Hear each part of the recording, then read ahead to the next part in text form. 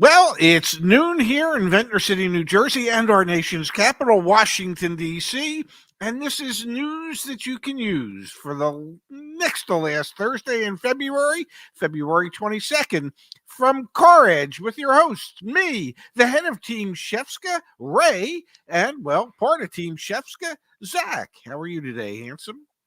Happy Thursday, everyone. I'm doing great, Pops. Today's show brought to you by CarEdge.com. Look at our new homepage, man. Wow. Skip the dealership, buy with CarEdge. Get that Mazda CX-50 delivered. What if I hit this one? Oh, get a RAV4 $1,000 below invoice. What if I hit this one? Get that Chevy Trax. That payment can be down under Wow. 3. Yeah, it looks really good, doesn't it? Kudos to the team, CarEdge.com. That's our company. Today's show brought to you by our team, our company. Looks really good. Kudos to them. It What I does. wanted to talk about today, Pops, Yes. car dealers that refuse to lower their prices and why right now that's a huge mistake. Absolutely huge mistake. I have some interesting data I'll share with you on the used car market, but let's start on new cars. The typical approach has always been, list your cars at a competitive price, get the customers in, and unfortunately, in a lot of instances, add add-ons and things along those lines. But Dad, right now we still see dealers refusing to go to where they need to go to sell these pieces of metal. The OEMs are starting to pick up incentives. We've been tracking that for a while now. But the reason I think it's a huge mistake right now for the dealers not to be more aggressive is because every sign that we look at, for example, the quarterly earnings that keep coming out, every sign we look at, it suggests that things are not going to get better. They're going to get worse. The data I'll show you on the used car side really starts to hammer that home.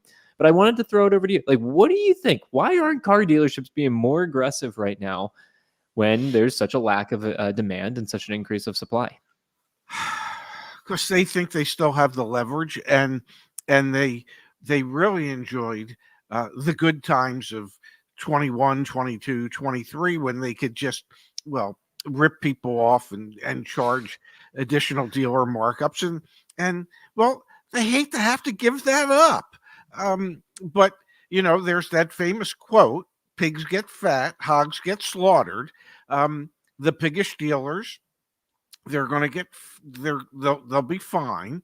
The Yep. hogs, the hoggish dealers, well, they're going to end up getting slaughtered, because at a certain point they will have pissed off enough of their customer base that they will lose some of those customers, and those customers will go elsewhere where the pricing and the discounts are more realistic with what the market conditions are, in my opinion. I do think you're right. There's a little bit of a hangover going on right now, which is we used to make, I mean, look, we saw it with the big publics. I could pull that data up on the screen.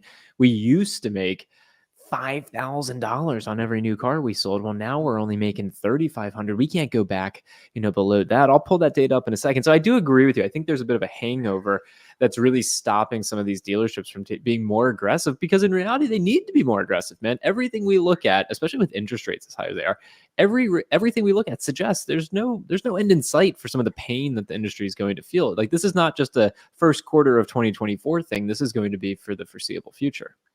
I'll make it easy for them. Every one of these is just a piece of metal. And unless it is some type of specialized numbered collector's edition, it's just a piece of metal. Sell it. You can get it replaced, especially now. Inventory levels, new car inventory levels, are up to the highest point they've been in 30 months. 2.61 million new cars available this month. Yeah. From the manufacturers, whether they're on dealer lots, and in many cases they already are, or they're incoming. It's just metal. Take whatever profit you can get on that piece of metal, replace it with another piece of metal, and keep going down the line till you've run out of metal. And I can assure you, regardless of how aggressive you get, you're never going to run out of metal. Let me show you this, Dad. So I compiled, this is for all the major publicly traded car dealership groups out there, their quarterly gross profit per unit for new vehicles. This is new vehicles on the screen from 2018 to the most recent quarter, which was Q4 of 2023. Look at the Yeah. trends you see here, Dad. So let's just focus on AutoNation for a moment. So let's I hope those of you at home don't get upset with me. I'm going to hide these really quick. Let's just focus on AutoNation. The Okay. average gross profit per unit over at AutoNation, I link to all of the various reports. Okay. So if people are interested, I can literally put this data in your hands. Look at what they made back in 2014 or 2018, excuse me, Q4, $1,738 Mm-hmm. per new vehicle sold. Why are car dealers refusing to lower their prices? Because they experienced what it was like to make $6,450 per vehicle sold and $5,633. But look, the most recent quarter, it's down to 3,653. We'll look at the others in a moment here, but I mean, I think that is the hangover effect that you're talking about. And whoever decides to go the lowest to move the metal is going to get more, which creates opportunities to sell the F&I products and the whole 9 yards. But I think that data is just fascinating because it demonstrates how crazy high profits went and why there's a hesitancy to want to go back to how things were before. Yeah, because before, and you've heard me talk about this before, new car gross profits per new car vehicle sold at most dealerships average somewhere between $200 to $300 per car sold. New car gross profit from what the dealer paid for it to what they sold it for. The gross profit was $200 to $300. The additional money that they made came from what happened in the finance and insurance office, in the business office, when the finance manager signed up the customer for the car loan, sold them protection packages, dent and ding repair, Yeah. tire and wheel, extended warranty. And that's what allowed the dealerships to be making $1,750 total. Well, it went absolutely nuts. Okay. And for it to have gone from $1,700, $1,750 to $6,450, dealers don't want to give that up.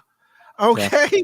There were immense profits that they made during the height of the pandemic, 2021, 2022, 2023. They hate having to give that up. They they wish that world could continue forever. And it would if new car inventory levels were still at the 885,000 new vehicles that were available in August of 2020. Yeah. But they're 2.61 million now. And that's the dilemma. And they're still building more.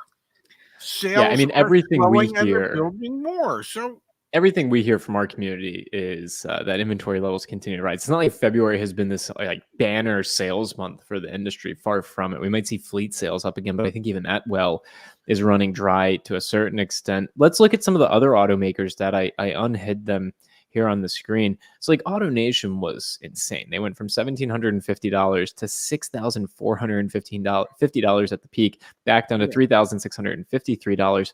Look at Penske, for example. They were making over $3,000 a copy back in 2018, got all the way up to $6,700 in 2022. They're still making $5,500 on a new car that's sold. They don't want to go back to $3,000 a copy. Lithia, look at Lithia, man. They went from 2,000 to 6,000. I mean, these numbers are just kind of mind-boggling and put in perspective how berserk things got in this industry and why there is that hangover effect. And the dealers who have that hangover, Tad, are going to be the same dealers who are probably getting consolidated and bought up later on this year when they run out of money because their floor plan interest payments every month are ruining their cash flow. They're just a piece of metal. Sell it. Move on in life. That's the whole reason you exist as a dealership, is to sell the products that you have so you can create new potential customers for your parts and service departments. That's the reason you exist. You're not there to try and turn them into collector's items, and you're not there to become the collector of those collector's items. Okay? There's no future in that. The future for you is to get back to the past, in the sense that they're just metal. Take whatever profit you can get and move on. Because 100%. I guarantee you, the manufacturer will replenish what you sell, and the allocation won't be 1-to-1.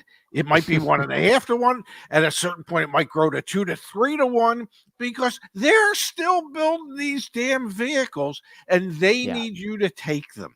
So don't be fool. It's the car business. Sell the damn car. All right, now I want to put you on the spot, Dad. Let's talk about used cars for a minute here before we go to the super interesting data that already starting to talk about and demonstrate what's going on this tax season. I want to show you the same data from those Oh, car wait, dealers, wait. but for Before you show me that, I remembered what it was that was going to be staggeringly interesting yesterday, and I remembered after the show. But what it was, okay, is that tax refunds, much like last year, are going to be smaller than what they had been in prior years. So every dealer out there expecting every used car dealer out there that handles $15,000 and below used cars and expecting to have a banner tax season very well might be somewhat disappointed again this year, because refunds won't be as large as they were last year. yep, I Now you have can talk about whatever you want, because I finally remembered what it was yesterday. glad you remembered, and I have some data that backs that up that we're going to look at here in just a moment. I'm really grateful that your memory's still there, Pops. Look at the gross profit per unit on used cars, Dad. It's like night and day. So the Oh, absolutely. volatility that we what was that, Dad? Uh, that's people think, if I may, for just 1 sec, people think that when a new car dealer sells a new car, they're making $10,000 to $15,000 profit on every new car they're selling. They're not. People think that every time a dealer sells a used car, they're making $5,000 to $6,000 per used car. They're not. And you actually have the receipts to prove that they're not. And it's not that they're not making money when they sell cars. They are. We looked at Yes. the new car data. Like, let's flip back over to that for a quick second. Let's just focus on AutoNation and let's look at 2021, Q4 2021 was the high watermark for them in terms of used car gross profit, $2,000. That was the same quarter that they made $6,450 on the new cars. But the reason I bring this up, that is, yeah, to demonstrate, and wow, look at Lithia. Lithia makes an arm and a leg more than their competitors on Yes. used cars. Maybe this is some market intelligence for those of you out there thinking about buying a used car. I'm not saying you should avoid Lithia or not, just the data is interesting. It shows you who makes more on used cars. That the used car volatility is less, so maybe a little bit less of a hangover on the used car market. I think that would be rational to think. And then to your point, right now, this is the latest data from Cox Automotive. Tax refund season is 7 processing days behind last year. 51% less has been dispersed compared to last year, and the average refund is down 13% so far. So this chart's got all sorts of whiz bang things on it, but there's the headline. 51% less dollars have been dispersed this year compared to last, and we're down 13% in terms of refund amount. That And is, yeah, it's taking longer to get it.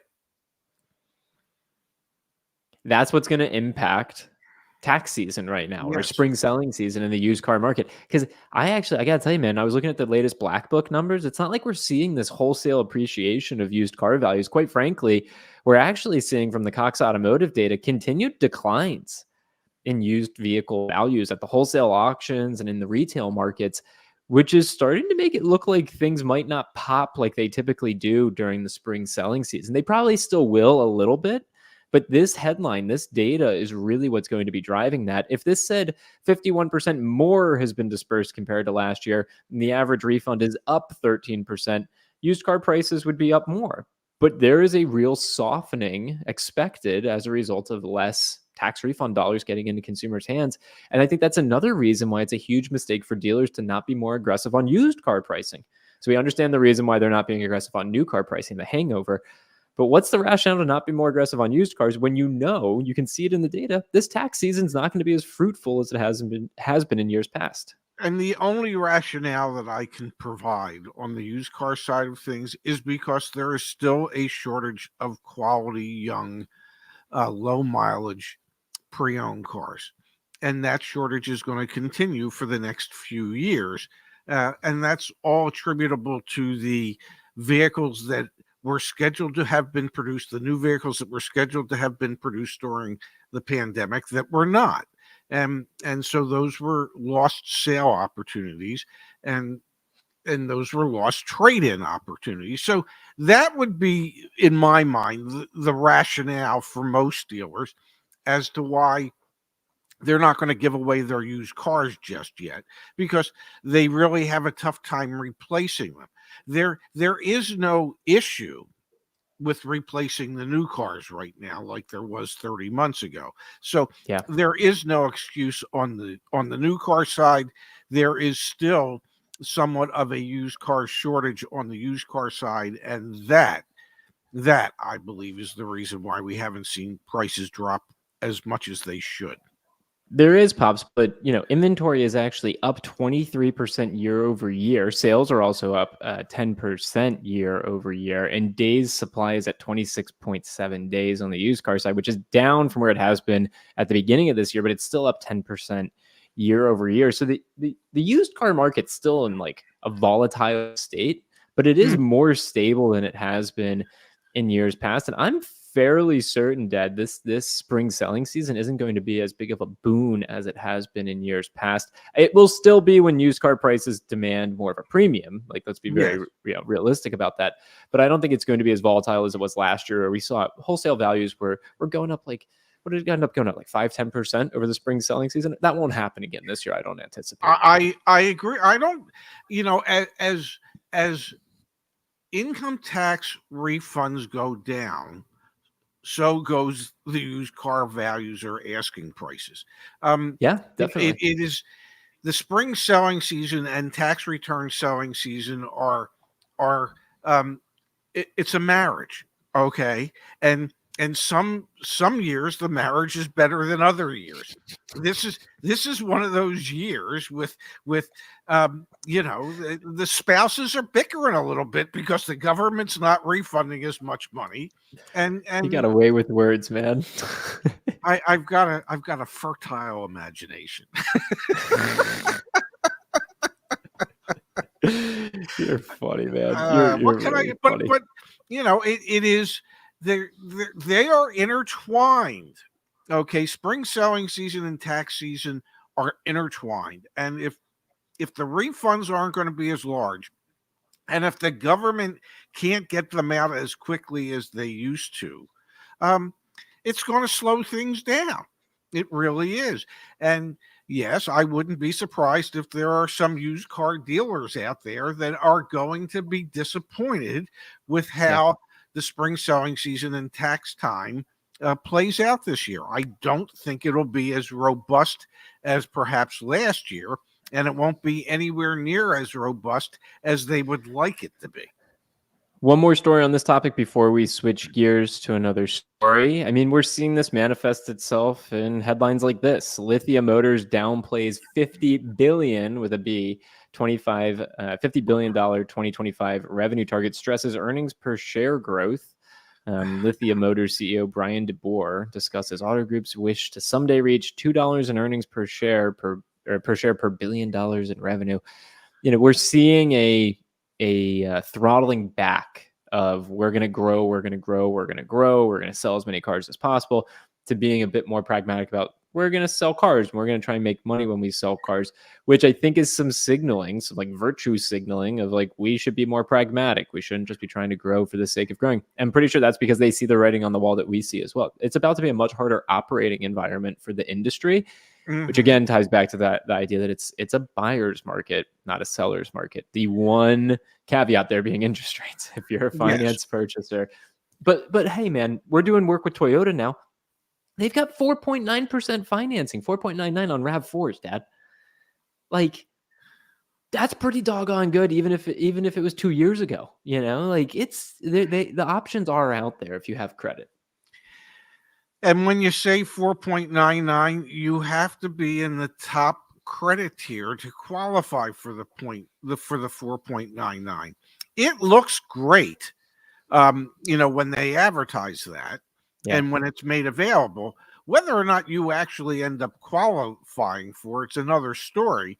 But even if you don't qualify for their best rate at 499, you might qualify at 599 or 699, however they spread it across the various credit tiers. Yeah. But that is certainly cheaper than the 9.68% that is the national average for new car loan interest rates today. 100%. We're going to switch gears in just a second. But again, friendly reminder and a huge shout out to the CarEdge team. CarEdge.com. Go check it out. Got a new homepage today. We're promoting 3 CarEdge offers. You can skip the dealership and buy with CarEdge. The way that this works, folks, is fairly straightforward. Tell us what vehicle you're interested in. We have a whole new shopping platform that'll be out in a week or two. Well, let's say 2 to 3 weeks. You'll be able to see what incentives you qualify for, subvented interest rates, all that fun stuff. It will be on the website. But until then, just tell us if you're interested in this Mazda CX-5. Click on the get offer at 1.9%. We have the RAV4s now, $1,000 below MSRP. The free shipping for that is really in the Southeast and in the Midwest. If you're outside that area, we have to charge shipping until we build out the dealer network even further. And then we have those Chevy Trax deals where you can be under $400 a month on that payment, both finance and lease. The dealerships that we're working with have a bunch of Chevy Trax, so take advantage of that. And really the idea behind the service that we're creating with CarEdge.com is that you do not have to talk to the car dealer except for signing the e-sign at the end when you do identity verification. You work exclusively through us, and we obviously have all the pre-negotiated pricing, no dealer add-ons, no markups, all that fun stuff. So please, please, please. And Aaron saying, Zach, I would like to buy a Tacoma from the dealership we work with. Who do I need to speak with at CarEdge? Aaron, you can email me directly, Zach, Z-A-C-H, at CarEdge.com, CAREDGE.com, or just go to the homepage, the website, tell us what car you're interested in, and our team will get in touch. One other comment here, Dad, and then we'll switch gears to other stories from Dan C. Now you are getting someplace. The dealer's mindset is still based on 2022 profit and sales. Some see the writing on the wall, but others are having a tough time changing their mindset. I think this sums it up really nicely. Mm-hmm. Absolutely. May I say one thing? Go for it, Pops. About the team behind Yeah. the scenes? That new homepage, out effing standing. It looks so good, man. Oh my goodness gracious. I don't know who on the team came up with that look, but I absolutely love it. I really do. And I'm an old fart. And if an old fart can look at that and get excited, okay, imagine what young people could do when they see that. Huge shout out to David who designed that, and then James behind the scenes who programmed the whole thing. Thank you both. Really appreciate your efforts. I feel incredibly grateful for everything that we do behind the scenes. And I'll also give a quick shout out actually to Justin. He compiled the top 10 best and worst car deals right now, the best and worst cars to buy right now. Awesome blog post that just went out on the newsletter. Really encourage folks to take a look at that. Can we jump to our favorite segment of the show, Pops? Would that be really? You gotta be kidding me. All right. I hate to do it, but we're going to jump right here. This one comes from Car Sales Guy over on the Twitter sphere. Dad, Car Sales Guy, he's a general manager of a Porsche dealership. He tweeted this just the other day, and it made me laugh a little and also feel quite sad. He said, our EV clients have reached peak charging network frustration. The amount of phone calls we get because Electrify America crapped the bed deserves an award. Porsche actually ends up replying in this thread lower on below. I asked him how they're able to help because, Dad, I mean, what do you do if you're the dealer and you sold someone an EV and they're calling you a week later because they can't charge it? I mean, that's an issue, man. Well, yeah, I would say, because it's the whole concept behind how an EV is going to operate is we have to charge the damn thing. And if Electrify America is unable to electrify America, what the hell's the point? So yeah, it's an issue because let's face it, dealership personnel on the sales side, they want to sell you the car. They don't want to have to service the car or try and figure out where you can charge the damn car. So that that's not the salesperson's strength. The service department they want to service your car, but they don't want to have to figure out where you can plug it in to charge your damn car. So Could you these imagine, Dad, like if you were still running a dealership and a phone call gets through to the general sales manager and it's, "Hey Ray, I bought this EV from you 2 weeks ago and I can't charge it at like." I mean, because kudos to car sales guy. I've chatted with him before. He's a really really nice guy. He yeah, literally is a general manager of a Porsche dealership. So he's selling a bunch of Taycans, and then he's got these customers who have bought $120,000 luxury EV yeah, who can't charge it. Like that's a pickle, man. That's a conundrum because you don't want someone who just spent $100,000+ to have a bad experience. Not that you want someone to spend $30,000 to have a bad experience, but it's a huge burden that's it being put it, on the it dealer. is it is part of the growing pains Yeah, of the that's right. Well of said. of the shift to the electrification of automotive, and perhaps, just perhaps, that shift is slowing down to a degree because we say it often. The infrastructure has to catch up. It has to get ahead. Okay, so that we don't run into situations like this. Because the land, I don't know how many chargers they have at the Porsche dealership, but it's not like you want to be inviting back every one of your EV owners to the dealership all the time to be charging there. Because if like three or four show up at the same time, my guess is you only have one or two chargers. It can get ugly. I am ever so glad that I don't run a dealership anymore. Yeah, man, it seems like it's a very challenging time right now. Inventory is growing, interest rates are super high. You have these electric vehicles that customers are confused about, your staff's confused about. It's challenging. But Dad, that actually creates a huge opportunity for great deals. Yes. Another really, you got to be kidding me, is Toyota offering $40,000 discounts on the Yeah. Mirai. Toyota's Yeah. innovative Mirai might just be the best deal on the car market right now, but getting access to its hydrogen fuel keeps getting harder. Yeah. Love Yeah. innovation, but I just find this one to be, Yeah. it was a myth, obviously. That is really kind of funny. We're going to save you 40 grand. The only problem is once that the hydrogen fuel tank empties, well, I hope you enjoyed your car because Dad, there's it's no place insane. for you to fill it up again. It's Yeah, they crazy. give you $15,000 worth of complimentary fuel at the time of sale. It's like it's a one-way plane ticket, man. Like we're gonna give you $15,000 in hydrogen. Yeah. Let's read this Yeah. all together. It's insane. The We Mirai is hope only we sold in we wait a California since it's second, all red Zach. state. Yeah. Yeah. We hope you enjoy the middle of the ocean when the plane runs out of fuel. I mean, that's what it is. Exactly. We have no idea where you're going to be when it runs out, but we do hope that there's a motel and a restaurant for you at least. That's Exactly. craziness. No, this is wild, man. Like, let me read this. This is insane. So this potentially $40,000 cash incentive deal is limited to the 2023 model year Mirai limited models and includes 0% financing for qualifying buyers.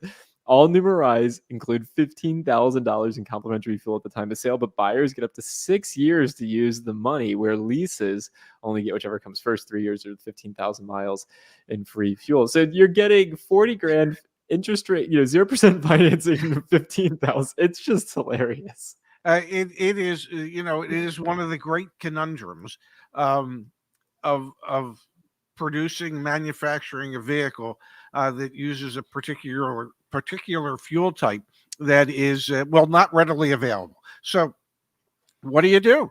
Hey, well, maybe if we give you the damn car and we can get it off of our books, and then you can hope and pray that someday somebody comes along and builds enough of these hydrogen fuel stations for you, it'll be a wonderful thing. If not, Yeah. well, wherever you run out of fuel, hey, go buy a new house. Insane, man. I mean, again, kudos to Toyota for trying to be innovative. I'm not trying to knock that at Yes. all, but this is some of the downstream ramifications when, some innovation doesn't actually take hold. It was probably the same thing when, like, the Zune music player came out. Like there were probably some funny stories back then too, when the Yes. iPod really took over instead of Zune. And we had a Zune, so I'm Yeah. not trying to throw shade, but it That is was super interesting Microsoft, to wasn't it? Microsoft. Yep. Yep. Yeah. Yeah. Yeah. Look at that. Are there What a any time, other, man. really, you got to be kidding me? Because I can think of one, um, and that's the new Santa Fe. There's been a number of the new Santa Fe's that people have taken delivery of that, well, in some cases with under 30,000, with under 30 miles, not 30,000, not 30, not 300, but 30, under 30 miles on them, the transmission needs to be replaced. There appears to be some type of issue with the 8-speed automatic transmission. Um, what is it? Car Confections. They bought one. Uh, their Oh their trans man. yeah, their transmission went at 27 miles. Um, and, and there's a couple others that I have seen, where people just bought the vehicle, took delivery within a few days, had to take it back to the dealership because the transmission crapped itself, and they're Oh, waiting for a new transmission, and people are, um, well, I don't want a brand new car with a transmission that was replaced. Well, that's the reason why manufacturers offer a warranty. They hope that they never have to use it, but when they do, they do. It's also this a is on time. the new Hyundai Santa Fe's, Dad? Yes, the new Hyundai Santa Fe, the Korean Defender, um, as I like to refer to it, and that offends people who actually own a Land Rover Defender, because it doesn't really look like a Land Rover Defender. It's just boxy like the Land Rover Defender. Um, but but for people who are having this issue, may I suggest, that in many cases you can probably work the Hyundai factory service rep for, I don't know, an extended warranty, uh, along with having replaced your brand new transmission. You can probably work them for an extended warranty on your vehicle, and maybe garner some other consideration if you have one that's only got a couple hundred miles on it and it's already waiting on its transmission. That's not good, man. And Hyundai obviously had the oil consumption issues, or continues to have oil consumption issues with prior model year vehicles. So, yeah, continues to paint the picture of what are like the good reliable Toyota, obviously Honda, Mazda, Subaru, and that's your list, folks. And this is why getting a new car with a manufacturer warranty is not such a bad thing. And obviously, Yes. extended warranties can make sense. Depends on if Yes. you're paying an arm and a leg or not.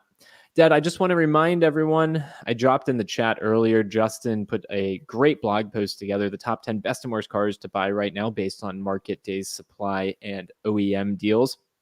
For those of you that are unfamiliar, if you go to caredge.com, yes, we have the gorgeous looking new homepage, which we love. But if you Yes. come over here under resources, all our free stuff, of which there is plenty. The community forum is free. Deal School is free.